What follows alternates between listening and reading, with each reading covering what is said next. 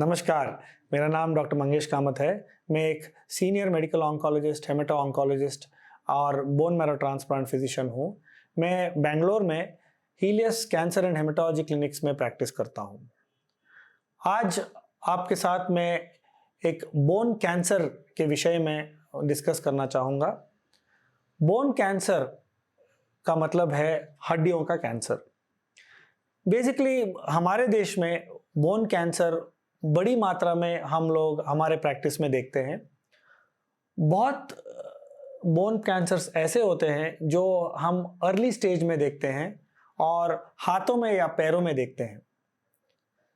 ऐसे कैंसर्स को अगर हमने अच्छी ट्रीटमेंट के साथ उनका देखभाल किया तो उनमें से बहुत बड़ी मात्रा में पेशेंट्स क्यूर हो जाते हैं। बोन कैंसर को जब हम ट्रीट करते हैं तो हम इसका ख्याल रखते हैं कि ना कि सिर्फ बोन कैंसर क्यूर हो, मगर पेशेंट जब क्यूर हो जाए वो एक नॉर्मल जिंदगी जी सके। आपको एक एग्जांपल बताता हूं। मान लीजिए एक पेशेंट को बोन का ट्यूमर हुआ है पैर में। अगर हम उस ट्यूमर को निकालना चाहते हैं तब हमें वो पैर को काटना पड़ेगा। अगर हम पैर का ट्यूमर निकाल के और पैर को काटेंगे और उसके बाद हम उसके लिए अच्छा ट्रीटमेंट देंगे, जैसे कीमोथेरेपी जिसकी जरूरत पड़ती है, भले ही पेशेंट क्यूर हो जाएगा मगर पेशेंट को हमेशा हैंडीकैप रहना पड़ेगा।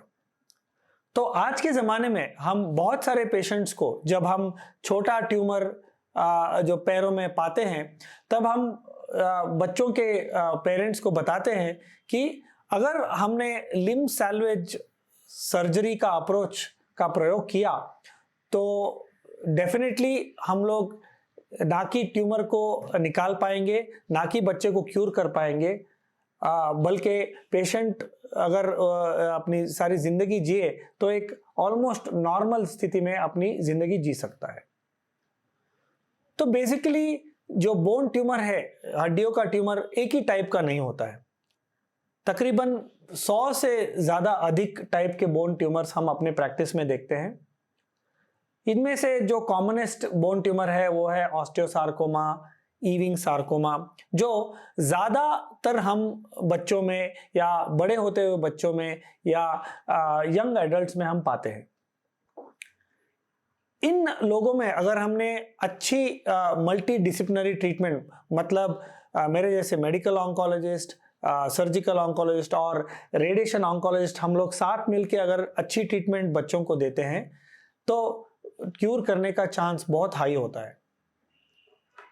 कोई ऐसे ट्यूमर्स होते हैं जैसे कॉन्ड्रोसार्कोमा ऑफ द बोन्स, जो हम लोग यूजुअली बुजुर्ग में पाते हैं, और वो ट्यूमर्स ऐसे होते हैं कि जो आपके रीढ़ की हड्डी हो या आपके सीने में हो वहाँ पे पाते हैं।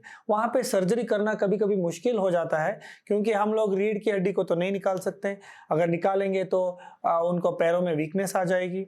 तो ये अवॉइड करने के लिए हम रेडिएशन थेरेपी का उपयोग करते हैं। चाहे आप ट्यूमर को, जो आप ट्यूमर देख रहे हैं, वो ट्यूमर को चाहे आप सर्जरी से निकाल दें या रेडिएशन ट्रीट करें, ये सारे जो ट्यूमर की छोटी छोटी कण होते हैं वो सारे आपके खून में बहती है। और ये बहने के कारण कभी आगे जाके अगर आपने ट्यूमर को निकाल दिया या रेडिएशन से उस ट्यूमर को मार दिया, मगर आगे जाके ये जो छोटे छोटे कण जो आपके खून में रहता है वो जाके स्प्रेड होके आपके श्वासकोश में जाके, वहाँ पे फेफड़ों में जाके, कहीं भी जाके स्प्रेड हो जाएंगे और तब वो स्टेज 4 हो जाएगा।